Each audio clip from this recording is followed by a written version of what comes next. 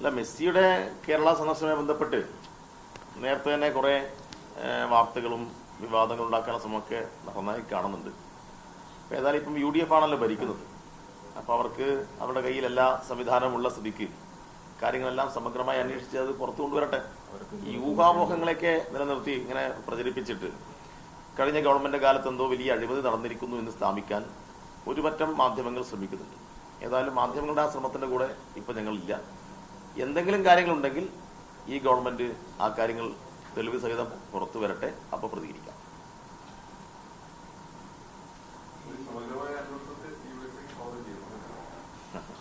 അല്ല, അന്വേഷണം ഈ അഴിമതി ആരോപിക്കുന്ന ആളുകൾ ഇപ്പം കോൺഗ്രസും UDF ആണല്ലോ.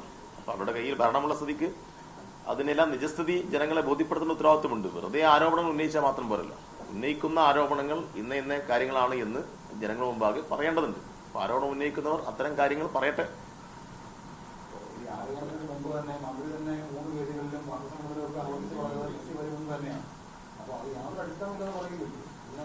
അല്ല, നിങ്ങൾക്ക് തന്നെ അറിയാലോ, ഇപ്പം മെസ്സിയെ പോലുള്ള ഒരു ലോകം ആദരിക്കുന്ന ഒരു കളിക്കാരനെ കേരളത്തിൽ കൊണ്ടുവന്ന് കളിപ്പിക്കുന്നതും കേരളത്തിലേക്ക് ക്ഷണിക്കുന്നതുമെല്ലാം വളരെ പോസിറ്റീവായിട്ടാണ് നിങ്ങളൊക്കെ കണ്ടത്.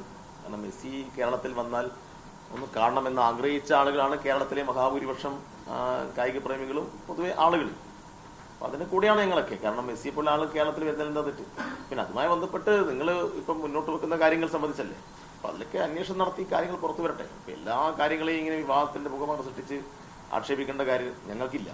നിങ്ങൾക്ക് ചിലപ്പോൾ അതിന് ചില താല്പര്യങ്ങളൊക്കെ ഉണ്ടാവും, അറിയാലോ ഇപ്പോൾ ഇവിടെ കേരളത്തിൽ എന്തൊക്കെയാണ് നടക്കുന്നത്. അപ്പൊ അതിന്റെ ഭാഗമായിട്ടാണ്.